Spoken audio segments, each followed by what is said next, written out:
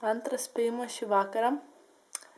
Primenu, kad per pirmą spėjimą dar buvo lygiosios tarp Švedijos ir Anglijos. Tai vat per antrą spėjimą jau Švedija laimi 1.2-1. Merginos pasiruošusios spėti antrų varžybų rytojaus rezultatą. Tiksliau ne rezultatą, o laimėtoją.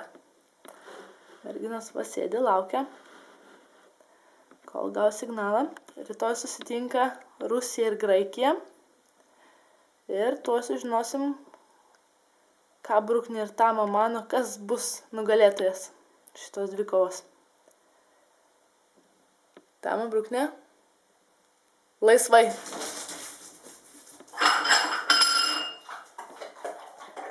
Tama ir Bruknė pirmą kartą paskelbė lygiąsias. Pirmą kartą iš 4 varžybų jos pasakė, kad bus lygiosios. Nu, žiūrėsim, lauksim rytojos varžybų ir pamatysim, kaip ten bus iš tiesų. Tiek. Iki.